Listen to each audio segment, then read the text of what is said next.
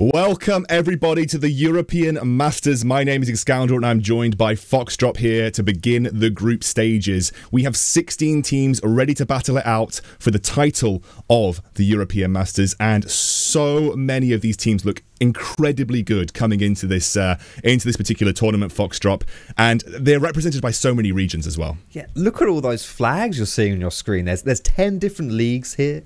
Players are competing from 23 different countries. You're getting a huge representation of Europe and the future of Europe as well, because the European Masters is no stranger to quality talent. We've seen a lot of players who are in the EU Masters immediately go up into the LEC. A lot of names that you recognize, like the Kazis, the Kaisers, the Shadows, the Aromes. So many of them started here at the EU Masters. Yeah, and this has become not only something for the coaches to keep an eye on, as well as the LEC teams, but also the players. This is their chance to prove themselves on the biggest stage that they get outside of the European regional leagues. It is such a huge honor for a lot of these players to be here, and there are so many good teams in this particular tournament. Again, I was asked for a favorite. I actually cannot even pick out a clear favorite for this entire competition. I think it's one of the most stacked European Masters in terms of equal level talent that we have got. Foxy, if you had to choose one team, though, I'm going to put you on the spot, mate, but if you had to choose one team that you're going to follow and you think that could be making it to that top 4 for sure, who have you got your eye on? Well, I'm going to keep my eyes on the DACH region from the Premier Tour. They were the winners in 2019, right? The very last EU Masters we saw. Berlin International Gaming took the whole thing, and I think Schalke Evolution look really strong actually. Mouse Esports as well have some players that won in last year. Leader, Obsess, they won the 2019 spring on Misfits. So for me, I think Germany has kind of stood out in recent times as the region to take a look at, but you also can't shun the LVP either. The SLO, Vodafone Giants, Movistar Riders, they are no strangers to success either. I'm just saying, Foxdrop, you said the wrong answer because it should have been BTXL. Oh, true. Good shout. You were the UKLC fanboy back in the day. Hey, listen, but, I don't want to jinx anyone, all right? That's all I'm doing. No, I'm avoiding the jinx. Guys, if you want to know, top 2 teams from each group will advance to the knockout brackets, and we'll eventually whittle it down to a top 4. We'll have our semi-finals and, of course, then our finals to determine the winner.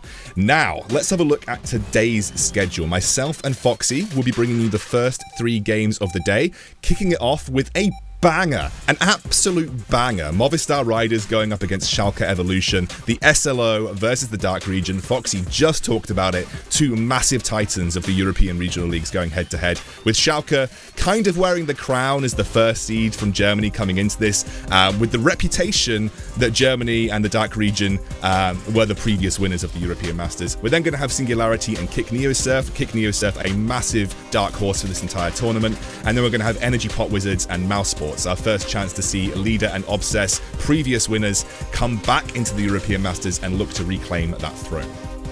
Yeah, the first 2 games are going to be mega hype, not just because we're casting them, but the matchups themselves are going to be quite interesting. The Schalke Evolution lineup you'll probably be quite familiar with as well as a viewer, because a lot of them were playing in the LEC at some point this year too. You've got Gilius in that lineup. You've got Neon as well. I don't think he played in the LEC this year, but he's been in the LEC before with Misfits, and even in the later half of the day here as well. LDLC, Vodafone Giants, the LFL. They've always had a lot of hype around them. There's a lot of talent on that in the LFL, in that French scene, and I believe Yellowstar's even playing as a support. He's unretired himself, and he's now bringing the pain. You're going to be able to see him later on tonight. I'm excited. The last 3 games of the day will be eSuper versus Fnatic, like you said, and LDLC, someone that I think had an excellent LFL season. LDLC were a bit like BTXL. They were pretty dominant throughout the LFL this season. Yellowstar coming back, 5 EU LCS titles to his name, by the way. The man is a living legend of French League of Legends. He's back with LDLC, and obviously I think LDLC also have got Tinks on the roster as well. I think Tinks is the jungler for LDLC, and he was the standout jungler for the first European Masters. His Graves and Nidalee were just kind of insane. So I'm really looking forward to seeing these guys get back on and see how they can do. Again, Fnatic Rising also, they've made pretty consistent appearances in the higher end of the European Masters over the last 2 tournaments. So Fnatic Rising, we can never count them out. But yeah, I'm really, really excited about this, Foxy. I think we've got plenty of good teams and loads of great new and old talent to strut their stuff on the stage once more. But I do need to turn our attention to that first game of the day, the one that we'll be covering. A banger of a match, like I said, to open up the European Masters with. It is Movistar Riders versus Schalke, and you can see in the Group C, this is what we're looking at right now. They've got Kick and Singularity in this particular group. I would say that Kick NeoSurf are a massive dark horse in this competition, Foxy. But you would say that Schalke and Movistar are probably favourites for the first and second seed getting out of this group.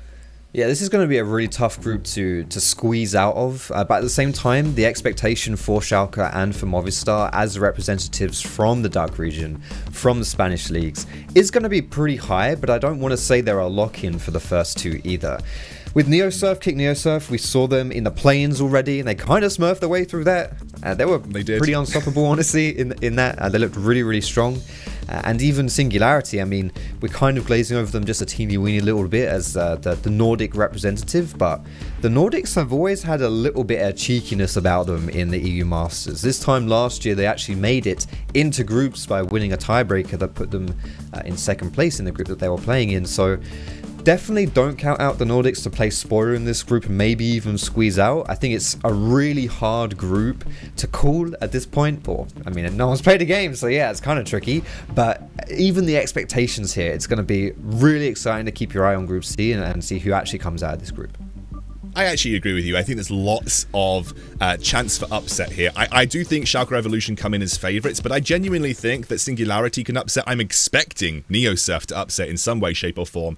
So I think there's going to be some kind of spiciness to this group. I think Schalke have definitely got their work cut out for them. This is not a clear-cut, easy group for anybody involved. But I do think Schalke, just being that first seed from the Dark region, they have the weight of that previous win behind them. They do come in as the likely favourites here.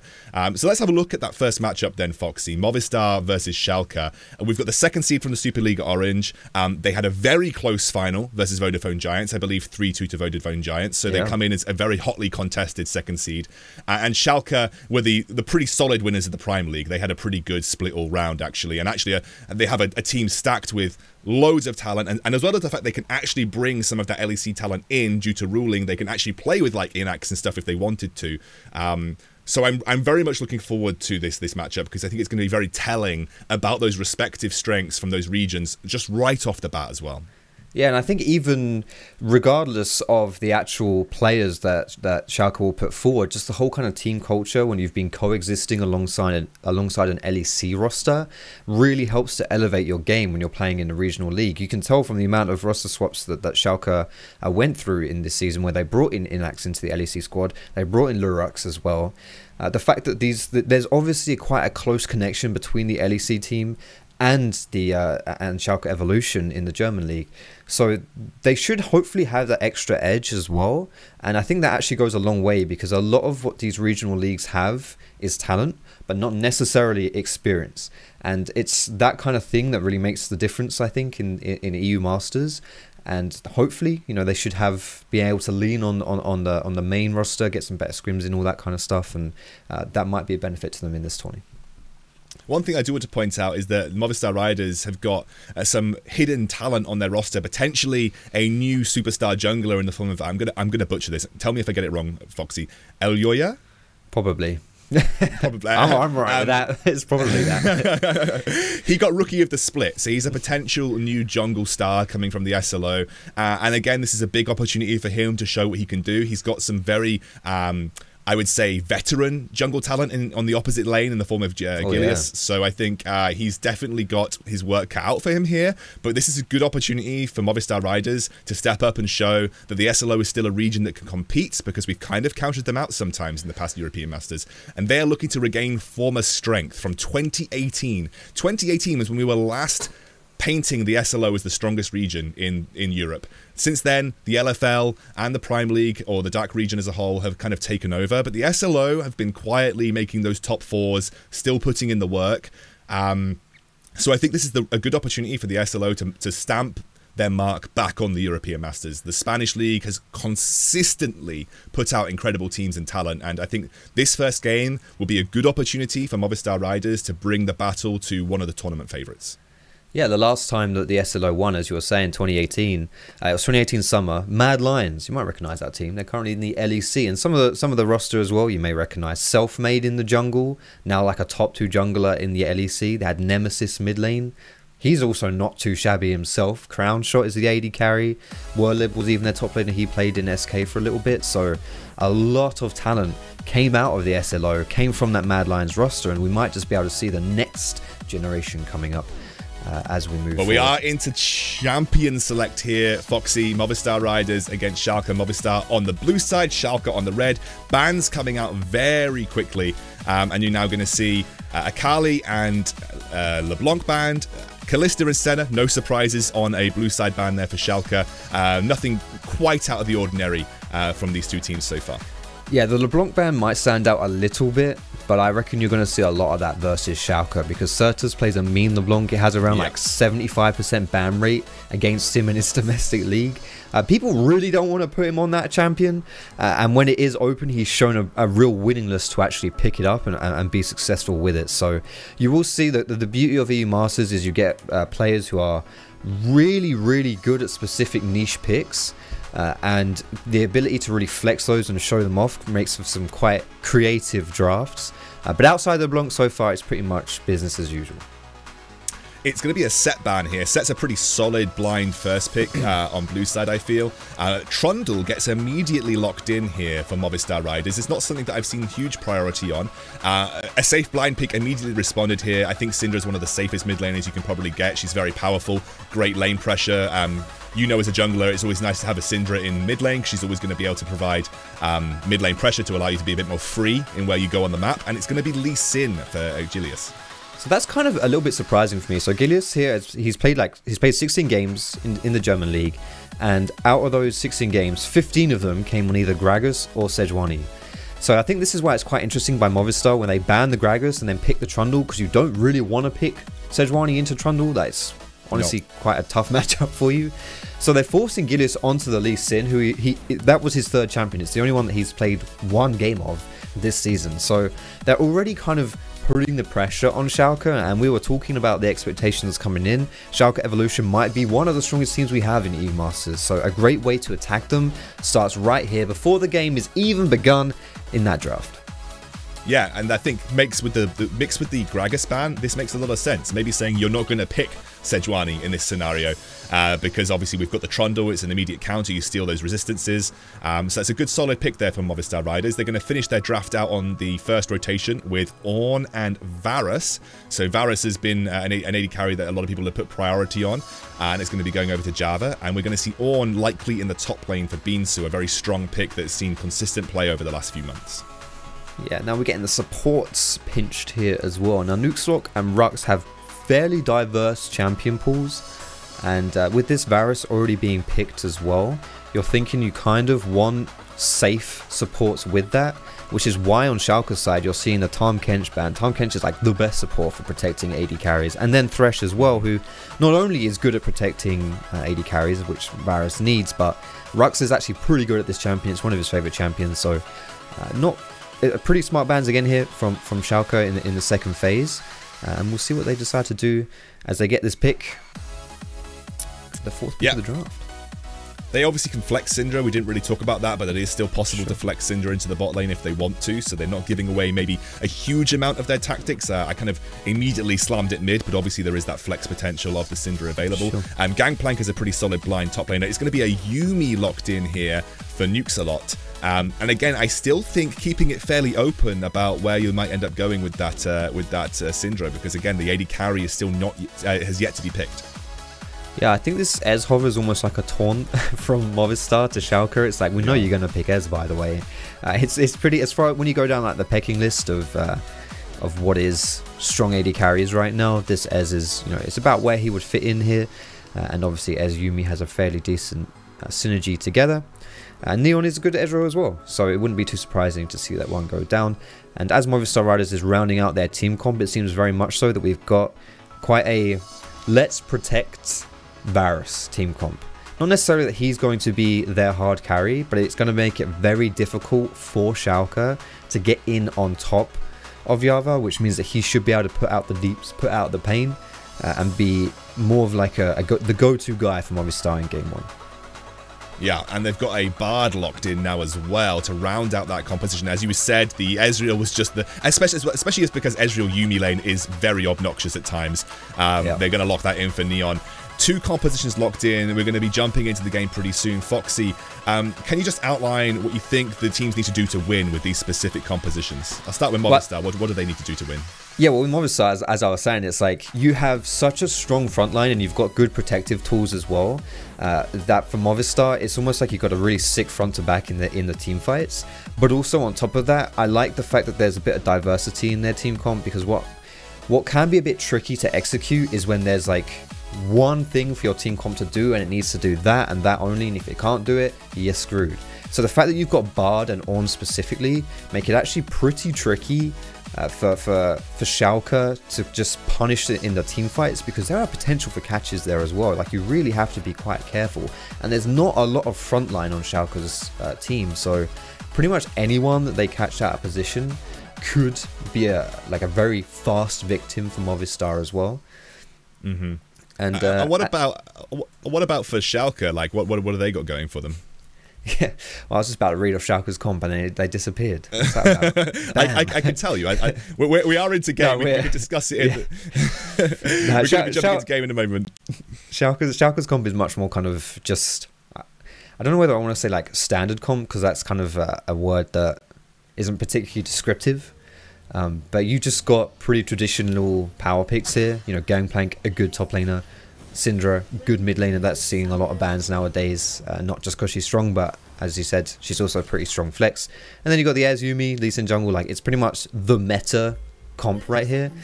And the beauty of those team comps is that they're pretty easy to play. So yeah, you can play through lots of different lanes here, and we'll see which one Gilius wants to attack, because I feel like the bot lane will be quite vulnerable with a Varus Bard. So we might see some things happening there if he fancies doing that in this game. Yeah, absolutely. There is plenty of opportunities for Gilius here to get stamp his mark on this game. Obviously, he's had some question marks in his LEC jungling. I think, you know, European Masters is not only a chance for new talent to prove themselves, it sometimes can be a redemption arc for old talent to show that they've still got it, because this level of competition is still incredibly high. We are into the first game, as you can see, guys. This is the first game of the group stages European Masters. It is the SLO versus the Prime League. This is big boys, titans going up against each other. And again, Schalke coming in as one of the clear favourites of the competition, just given the sort of the respective power of the Prime League in general, and they are the first seed coming out of that region. They kind of carry that weight with them. So there's a lot of pressure, I think, on Schalke to perform, and they've got a very tough matchup, probably the toughest they're going to face in this group to kick things off. The only thing that I was going to mention, Foxy, when I was talking about these compositions is, if this gets to a certain point in the game, I feel like it's going to be up to Gilius to find openings and flanks in teamfight scenarios, because I don't really see any other major way that Schalke find ins, apart from maybe Syndra picks, into these sort of teamfights and skirmishes. I feel like it's going to be a lot of pressure on Gilius to find those really crucial Lee Sin kicks and picks. I think what's kind of tough for Schalke's team comp is that if you ever start grouping up as 5, it's a little bit tricky to find space to play with. The only thing you've got is basically poke from Yuumi and from Ez. And so I kind of agree with you. Like, if you really want to open things up, then you are going to have to find like a flank from Gilius, or like an opening from a GP ulti that you can all then just like collapse on. And it should be relatively easy for Movistar to disengage from that. But like I say, like, I think it's actually going to be quite exciting to see what Gilius decides to do in this game, because there are a few lanes that he can decide to play around. The only one really is probably top lane he's not going to go to. I don't have to be a genius to say that one. It's GP into Ornn. I'm not expecting too much from that lane. But, you know, there's options in other places, especially when Xico hasn't taken the cleanse in mid, which makes him a little bit more vulnerable from that combo from Syndra. Yeah, and that's actually a question mark that I was raising. You do often see a lot of Oriannas take that cleanse into the Syndra matchup, because it can be so devastating if you do get caught by a scatter the weak and you get stunned up. But Xico feels pretty comfortable here. He has got Eloya just hovering nearby. Gilius is over by his blue buff. Again, no early action taking place right now. We're just seeing everybody take it fairly easy, but camps have been cleared. Jungle paths are being completed. We'll have to see if either jungler looks to make a mark on the map straight away, or I just don't think that Eloya's got too many opportunities with the way that the lanes are right now either. Yeah, but Eloya is kind of happy with this, honestly. So what happened at level 1 is Eloya started topside with no leash, which enabled beansu to set up a favorable wave position in that top lane, which has given him a bit of an advantage, which is nice. But also just the power of Trundle here when he focuses specifically on those single target camps in the top side of the map. He was able to like power farm his way down, take that crab as well, and he's got a small lead over Gilius so far, and he's happy with that. You know, like I think there's a little bit of an incentive on Gilius to try and do something, and if Eloya and Trundle specifically as a champion can kind of chill out a little bit at this point in the game and just control the pace of the game a bit, then he's going to be very happy doing that, and so far, so good for him. Yeah, absolutely. Sleeping's managed to get that wave to push back towards him, though. Gilius is on that top side of the map, so, you know, although you did mention that it's not going to be a lane you're going to see too much action in, if a free gank is there, a free gank is there, and currently there is only that ward in the tri-brush, so with some maybe sort of workarounds or wraparounds, you may be able to get a push into that top lane, and Gilius might be able to make his mark happen there. Doesn't look like he's going to make any moves, though. He's going to head back towards mid, and Eloya is hovering near that Syndra with Xico there as well. Xico already burning that teleport to get back to lane. Yeah, he's cleared out a ward, and now he's going to get that double crab, which will easily transition into clearing out his top side if he fancies that as well. So he's going to be in a pretty good spot. He's accelerated this game quite nicely for himself. Something that I do want to quickly touch on here as well is JaVaa's item build. So there's two real options that you can do on Varus. You can do the attack speed build, like the on-hit build with things like Ginzus and Blade Through King. Blade Through King especially is really strong right now. You see a lot of, it's kind of dictating a lot of the meta, honestly, especially in that top lane. But he's opted to go for the lethality, which I actually think is quite smart, because yes, the attack speed build is good for team fighting, and I said that I feel like this team comp protects Varus quite well, which enables him to team fight. But who on Schalke's side wants to eat a lethality Varus arrow? Like, who's going to do that? Who's going to body block that stuff? Who's going to tank that and say, nah, it's okay? I don't think anyone wants to tank those Varus Qs. There's no one on that side that wants to do it. So JaVaaa having that penetration build means that he's going to be doing so much damage with that piercing arrow, and it's going to be really painful for Schalke's lineup if he tanks any of that. Yeah, and also I think it plays into the fact you don't really want to step into basic attack range versus a Syndra and a Yuumi Ezreal. And that's going to be tough. And Gilius goes in, 1v1, finds a lot of damage onto Eloya, who will back away and use that blast cone to get safely behind the Krugs. But Gilius, with that pressure from mid, knew there was no way that Xico was going to be able to respond, and goes for a little cheeky one-on-one. Yeah, now it's looking like he's going to go for the dragon too. So we'll see. I don't think Gilius really wants to dedicate to this one, but he has got a nice push in from Sertuss in that mid lane. But no, just going to leave it, back away from that one, go back to farming. And God, Yuumi, honestly, like, what a grim champion. We're 6 minutes into the entire tournament, and Yuumi's going to be seeing a lot this tournament. Like, the bans, the picks, we'll be seeing a decent amount of Yuumi. I can pretty much guarantee that. And I'm already irked, you know, at the mischief that this champion can put forward, and it's 5 minutes into the first game. Like, it's going to be a long tourney, mate. Foxdrop has very eloquently displayed his dismay with that champion. I think a lot of people would agree with you. Yuumi can be quite obnoxious. Neon's very safe here. He's just backed off. Has a small CS disadvantage. Obviously, JaVaaa picking up the majority here, but again, he's perfectly fine. He's playing Ezreal. He's gone tier. He's not exactly going to be winning many trades at this point in time. And he's very happy with, I think, with the situation that he's found himself in so far. And as you said, top lane is just top lane. They're just doing top lane things in that Ornn GP matchup. No, almost a hair to split between them right now. They really don't have any major advantages being gained on that side of the map. Yeah, this lane is going to be pretty uneventful for the lane phase. Not too much going on there. But now that the bot lane have secured their objective, the dragon, they're going to go for a cheeky little lane swap here, which is this is smart. I don't think Schalke really respect this is happening, because Gilius would not be making a play in the top side if he knew it was. So we'll see. This could backfire on Schalke. Oh, beansu, Call of the Forge gun comes through. I'm not sure what you were doing, Gilius, but it wasn't the right move, because you just got blown up. And it's going to be the Rift Herald. I think Gilius just wasn't aware of that lane swap happening. Maybe he thought he'd get some work done before they made it up, Foxy, but it failed. Yeah, that's if this was a solo queue game, you know, you start spam pinging Ez, bot MIA, that kind of thing, and that's cool. But this isn't solo queue, unfortunately. This is EU Masters, so he goes down on that one. First blood. Fortunately for Schalke, it goes over to Ornn instead of Varus, so that's a silver lining, I suppose. But yeah, all in all, that was just a really good lane swap there, really smart play to then take control of the top side of this map, which has now led to not only that first blood, but also the Rift Herald has gone down here too. So even more gold will be going over into Movistar Riders' back pocket when they use that to get some juicy plates. Really feels like they're playing League the colouring book here right now with the way that you generally see League get played. You know, you take that first dragon, great, objective off the bottom side of the map, we rotate top, we take Rift Herald. I mean, they did it pretty much uncontested and got a first blood out of it as well. The SLO off to a great start with their second seed, by the way, Movistar Riders. They already have a small advantage. Obviously, I'm not writing out Schalke right now. There's a very small gold lead to work with, but it's still looking like a good start here. Let's see what they can do with the Rift Herald, because that will be important too, Foxy. Yeah, just hand them the trophy, mate. 600 gold, 10 minutes in. What are we even here for? Like, it's obviously done. Might as well crown them now. But, so I do want to give a bit of a shout out as well to the coaching staff of the regional leagues nowadays. Like, it has evolved so much, even from like a few years ago when we were first starting up with the EU Masters. Judge specifically in this one, he's like the head coach of Movistar Riders. He's an ex-LEC guy as well.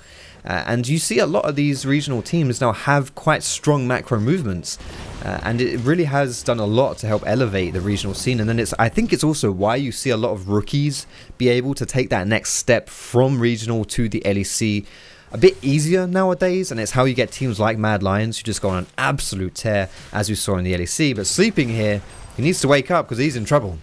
Yeah, he might have been caught sleeping as Eloya jumps through. Call of the Forge God is there. Will he flash it? What? He flashes anyway. He gets the knock up with the pillar. That was, yeah, that was an engage, but still, Sleeping goes down and burns his flash, and it is technically a win for Movistar Riders. Yeah, that's, you know what, I respect that play from Movistar Riders, because do you know how much that breaks the soul of completely mucking up your whole entire play and still getting the kill? Like, Sleeping's tilted. Like, he's just done. Like, it's just over. They're really putting the pressure not just on the Rift, but the mentalities of Schalke as well. Just to let you know, guys, I have been told that the stream dropped ever so slightly just a minute ago. We're just putting it back up with 1080 streaming options. So if you saw the stream drop just a minute ago, apologies, we got that sorted. Essentially, we're just sorting out some resolution options for everybody, so we're all good. And welcome back if you are joining us from that reignite. 2-kill lead here for Movistar Riders. Not too much has happened so far in this early game, but Movistar has been able to squeeze out just teeny weeny little bits of advantages, which they all add up, as we know, in professional play. And now we're seeing Movistar put more attention back to the bot side of the map. Because the dragon is spawning soon, it's going to be an ocean dragon, which does mean that the potential dragon souls are either cloud or mountain. Aren't the strongest souls, but for Movistar, if you can get mountain when you have Trundle and you have Ornn, that could be pretty spicy. So we'll have to see what happens in a few minutes when we see what the next dragon soul is. Dragon thingamajig. Dragon thingamajig. I think that should be the new name. I'm down with that. Agreed. Rift Herald, they get some plates from it, but they don't actually find that first break in the mid lane. Syndra able to clear those waves out nicely, but I think they're just dropping it to set up some pressure and maybe go for this dragon. Gilius doesn't land the Q here, but the Ezreal Yuumi do a bit of work. And I think they're going to start up this Ocean Dragon. Not sure that Schalke feel confident contesting it because Gilius has just backed off. They're going to let this go. Yeah, so you've got Prior in mid, you got Prior in bot. And this 1v1 specifically with the junglers, it's not particularly often that you match up the junglers in a 1v1 because there's so much they do as like with the rest of their team that it doesn't really necessarily come down to mano a mano jungler v jungler. But when your jungler is 2 levels up at 12 minutes into the game, yeah, you kind of just get these dragons for free. So Eloya, we hyped him up a little bit. He was the rookie of the split in the Spanish league in the LVP, the SLO, and so far his first game at EU Masters, he's not skipped a beat. I mean, I think, you know, we couldn't have really stated it any more perfectly. He's a guy that a lot of people have been keeping their eyes on as a jungle talent coming out of the SLO. He's going up against one of the more experienced junglers that the EU Masters has on show right now, and he is smurfing it, mate. He's having a great early start. Obviously, every objective under his belt, he's got that first blood to his name, as well, or rather, he's got that kill to his name as well. So he is very happy with the situation that he finds himself in, and I think Movistar have managed to generate a pretty good 1.5k gold lead to work with right now as well. This is the really awkward thing though for Gilius in this game. Is like it's actually really hard for him to find a lane to play around.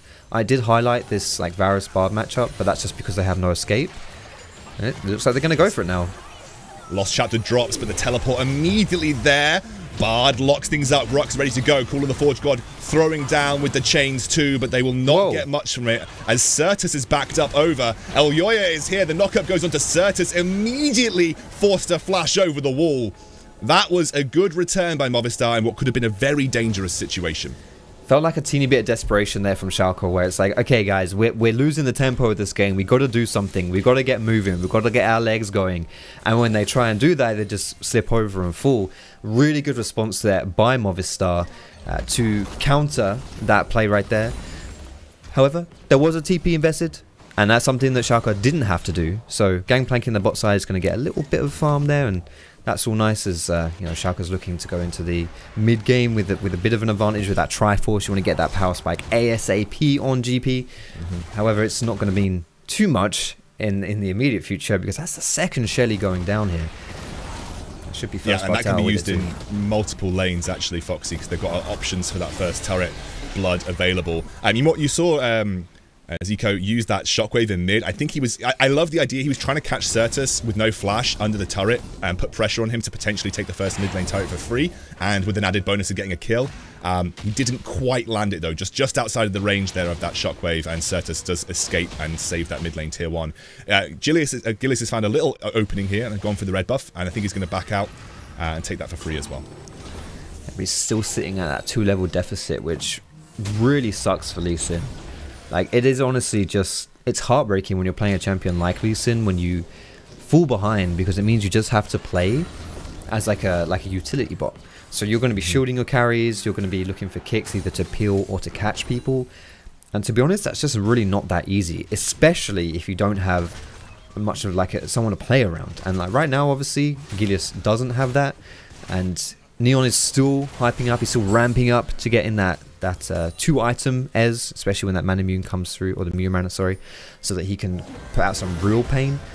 But for now, it's just a little bit of kind of waiting around, stalling out a little bit, and seeing if Schalke can just slow the game down a teeny bit.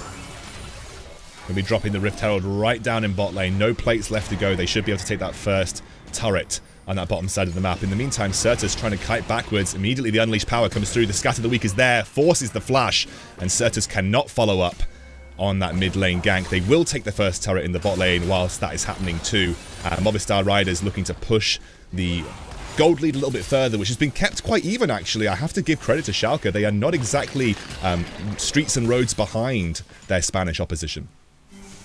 Yeah, Schalke is still definitely 100% in this game. And it's just right now Movistar have been able to put down the pressure and gain incremental leads, little ones, and it's really... So I think the Dragon Soul, I mentioned that Mountain is going to be a lot better for Movistar Riders than Cloud is. That's not just because Cloud is terrible, which it kind of is, but it's because they've got the tanky people on their team that are going to really benefit from that Mountain Drake. And so they're going to be looking to pick up this third dragon really soon here. And now suddenly the game's a little bit okay. Like, all right, we were playing kind of fast here and Schalke wants to slow it down. But are they going to be able to? Gilius is caught.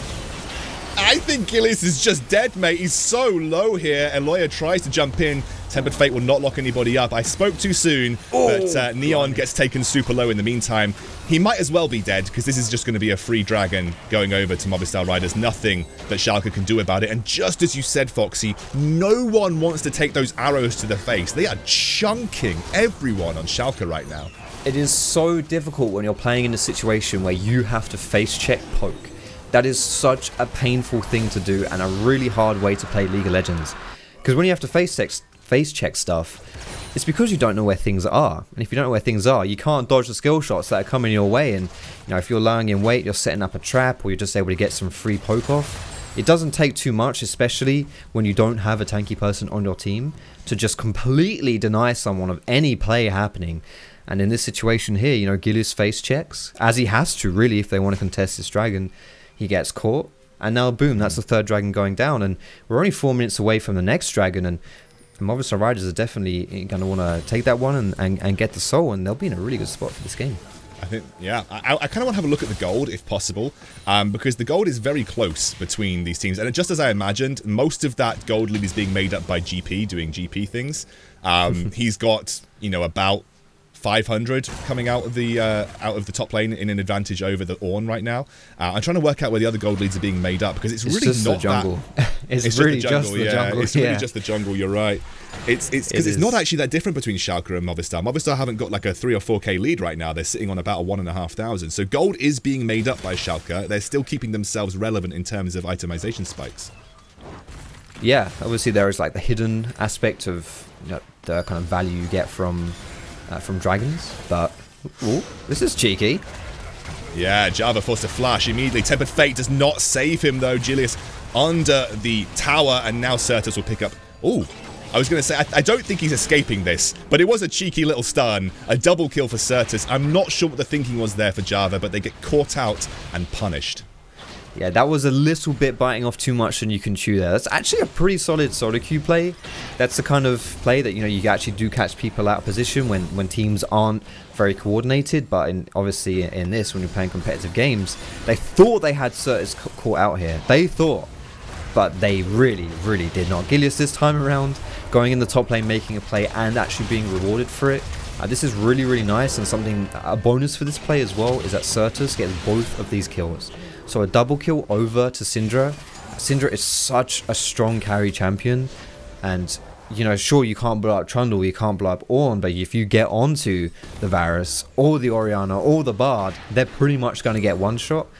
Now suddenly the Syndra becomes a real pain to play against, and someone you have to be really careful of if you're Movistar.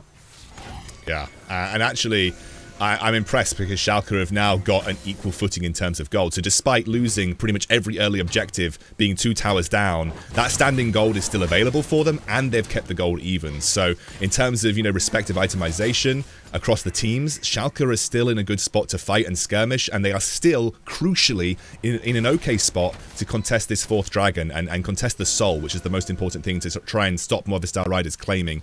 Because, like you said, a mountain soul, not only will it be great for some of the tankier members on Movistar Riders, but also, just defending against the burst of a crit Gangplank and a Syndra is still really, really important, and that extra shielding will help them where possible.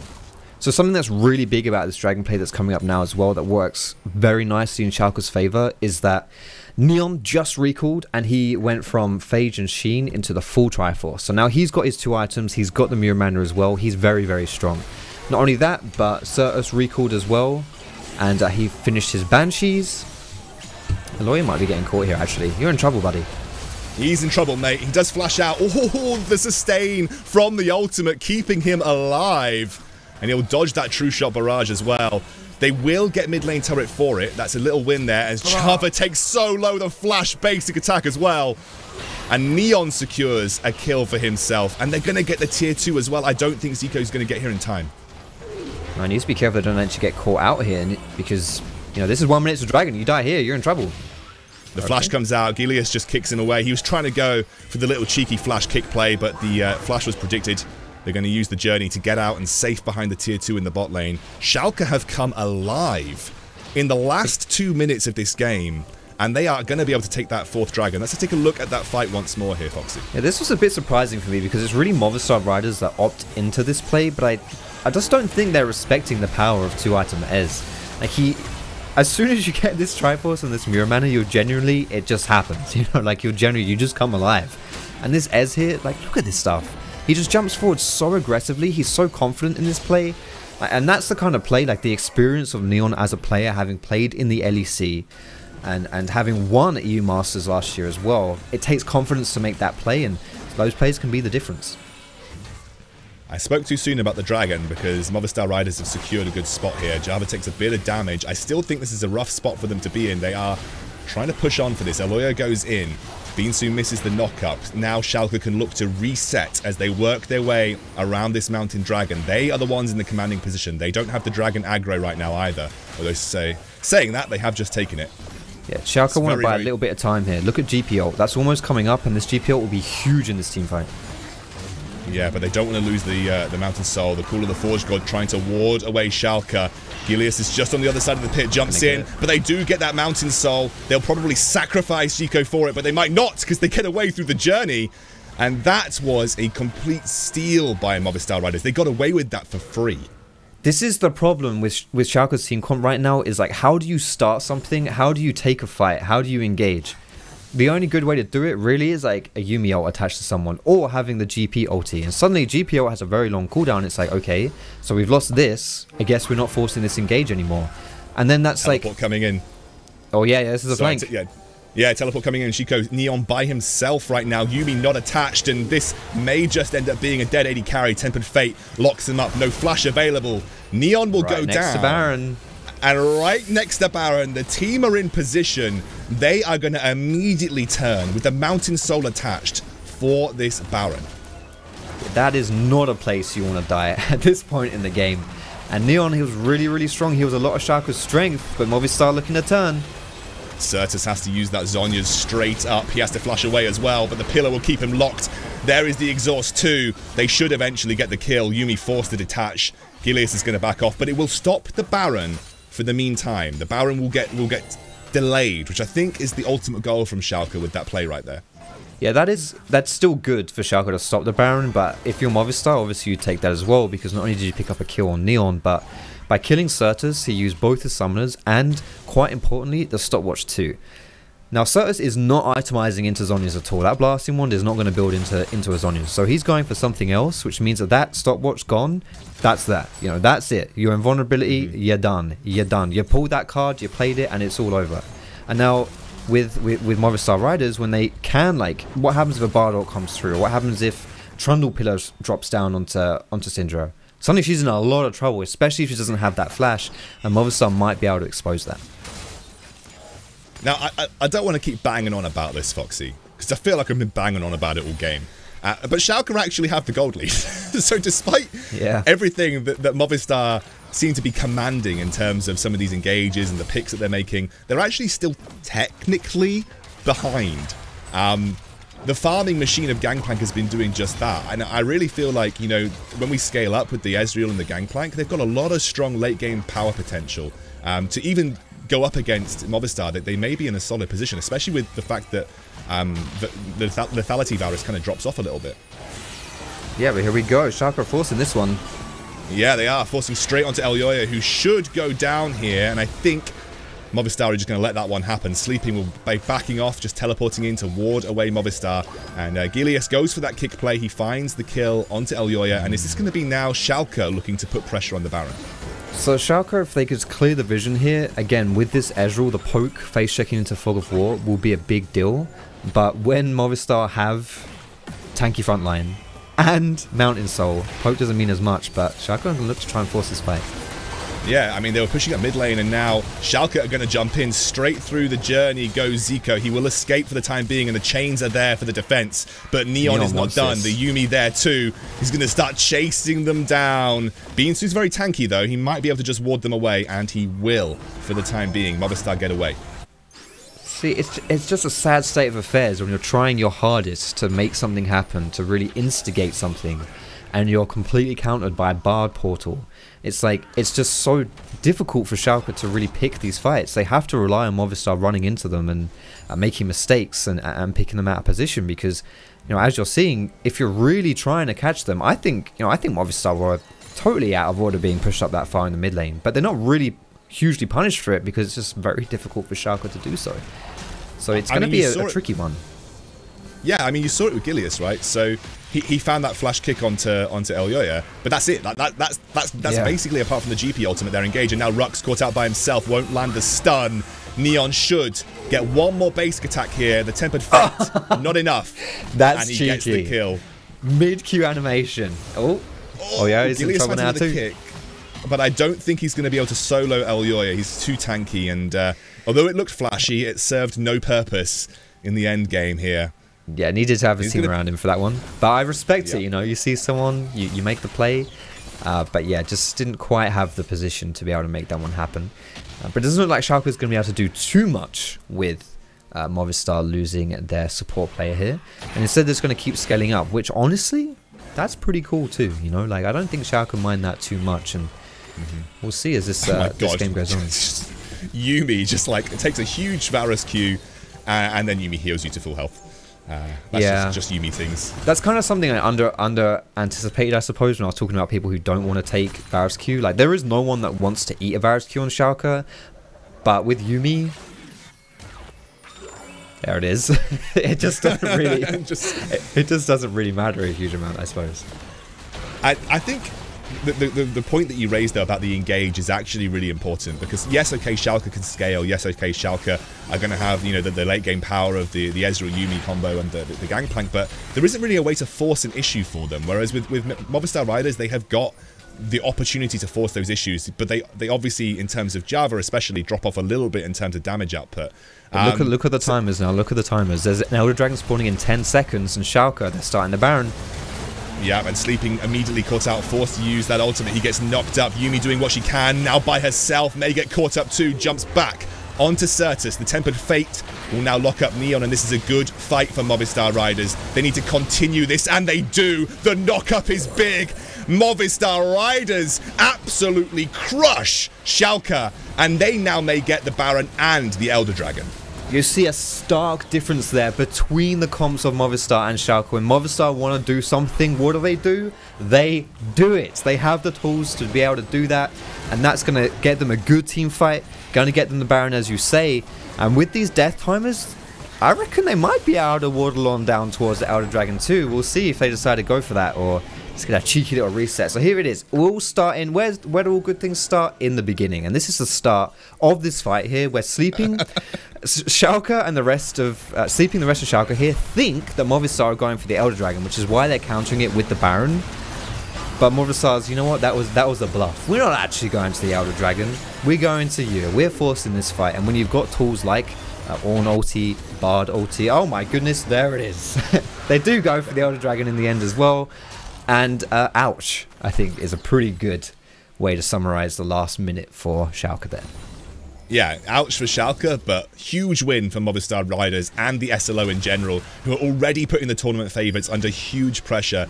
People often refer to the Elder Dragon as just like the game-ending win condition. Well, now Movistar Riders have got it. It's going to be a lot of damage onto JaVaaa here. Sertuss jumps over the wall, but he will not find the kill. Lost chapter coming through, but they will pick up that first kill here onto the Syndra. Movistar Riders, even when you feel like you've caught them out, get away with it, and now they're going to push that bot lane out even further. Yeah, it was a bit too much right there. You've got a lot of shielding coming through from Movistar, so even when Varus looks like he's killable, he's not really that killable, honestly. GP, he's going to go down as well here. He's just dead. Sleeping again. He is dead. Caught out by Movistar Riders. This might even just be the game here. There are two long-ish death timers left. Two very important members of the Schalke lineup, and it is a Mountain Dragon Soul with Elder Dragon and Baron. And yes, Movistar Riders just straight up going for it. There's the redemption. They're going for that first turret. Gilius is on the sidelines looking for something, but I just think it's all in vain. He goes for a big kick, but it kicks him out of the fight. The knock-up is there onto Neon, and I think every single shockwave this game has missed, but it doesn't matter when you queue them for their entire HP bar. That is going to be it. Movistar Riders take the first game versus Schalke Evolution, and the second seed from the SLO kickstart their group with a win. And that is the reigning champion region as well. The Prime League, the German League. They won it all last time we had new Masters, and they've opened up on a little bit of a whimper. A really, really solid game though from Movistar. I really liked the way they drafted. I liked how they started that game, and there was a little bit of hiccups in the mid game, but all in all, that's a really, really positive game if you're a Spanish fan. Well, we're going to dive. We're going to cut to a quick break. When we're back, we'll analyze that match and get ready for our next.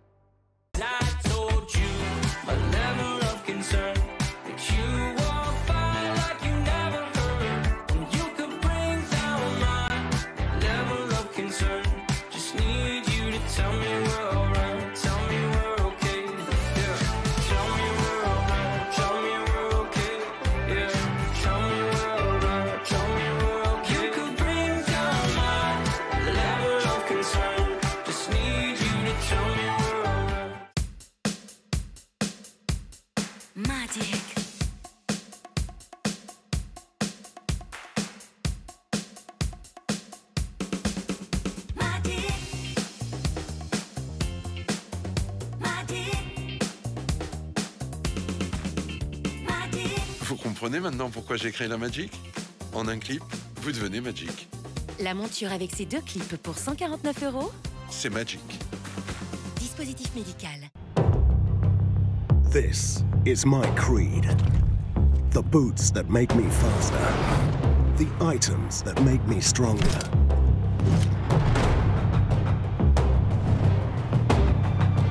The potions that I drink. I get the best to be more powerful, so my champion rises to the top. But all this leveling up means nothing if I don't level up myself. It's the healthy potions I drink in real life that make me stronger. Because you can only rule the game when you realize you are your most important champion.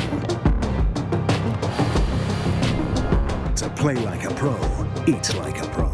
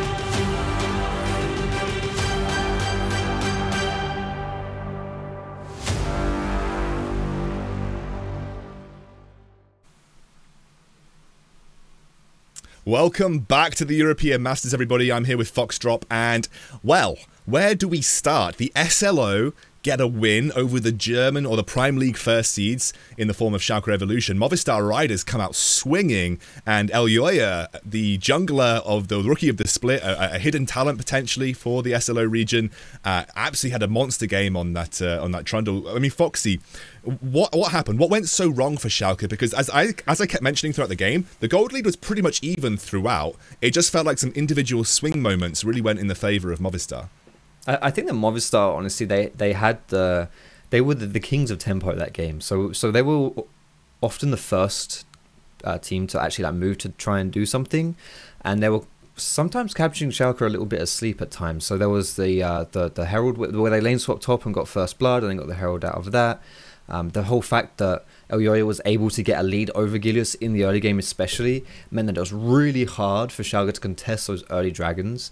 And so as the game went on, and because Movistar was still able to kind of, they didn't just completely throw the game in the first 10 minutes. It's easy to pick up dragon after dragon after dragon, and when Lee Sin is down 2 levels to a Trundle, how do you stop the dragons? Like honestly, it's very difficult, and I don't think he had the lanes to kind of like play around to create an advantage somewhere else to make up for his like individual weakness.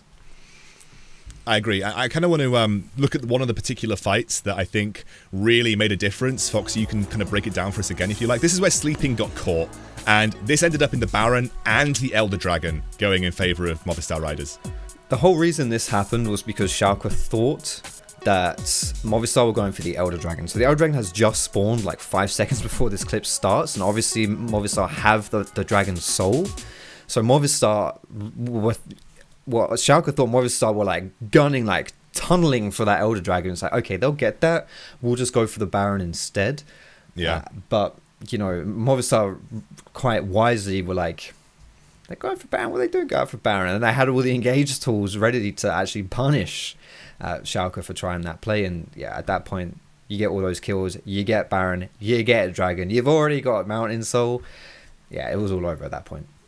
Yeah, I completely agree. And I think also it came down to draft as well. Like, there were just many tools available for both engage, peeling. In general, you just had a very utility-focused team from Movistar, and that allowed them to tackle a variety of situations that they were approached with. They could engage a fight, they could disengage fights, they could peel for Varus, they could find individual picks. Like, their team allowed them to do pretty much everything, whereas I really don't see many ways, if you're Schalke, how you force the issue with the team comp that you had. Like, if you were ahead, apart from just forcing Movistar to come to you at neutral objectives, if you're ahead, how do you, apart from Gilius finding a kick or finding a stray pick with Scatter the Weak, how do you actually force the issue with Schalke? And I think that's, even when they were even in gold, something that they really struggled with this game, because they could never actually find a decisive fight because there was no tools available for them to lock things up and get it to work for them. Yeah, I think what Schalke were hoping for with their draft is that Gangplank takes over Ornn in the side lane at some point, and then you just kind of play chill. And you've got like the Syndra to disengage, you've got Lee Sin, he can disengage, you've got Ez who plays really far back with Yuumi too. And it's like, yeah. I think it was just difficult for Schalke to really, once you fall behind at that point, you can't play chill because you're just going to bleed objectives like they did. Yeah, we are actually heading into the draft of the next game, by the way, which is Singularity versus Kick Neosurf. We are working our way through it, and we'll get on to that draft in just a moment. We kind of spent a little bit of time dissecting that last game, but we are ready to jump into the next one. Singularity, obviously the Nordic Championships, they took the first seed there, and Kick Neosurf worked their way in through the play-in stages where they, like, I'm going to quote Foxy verbatim, smurfed it. They obviously are, I think, a dark horse for this group and the competition as a whole. So I'm pretty excited to look at this one. I think the draft is ready. Oh no, we actually have a quick break. I have a quick break before the next draft. So we're going to jump to that, and then when we come back, we'll dive into Singularity versus Kick Neosurf.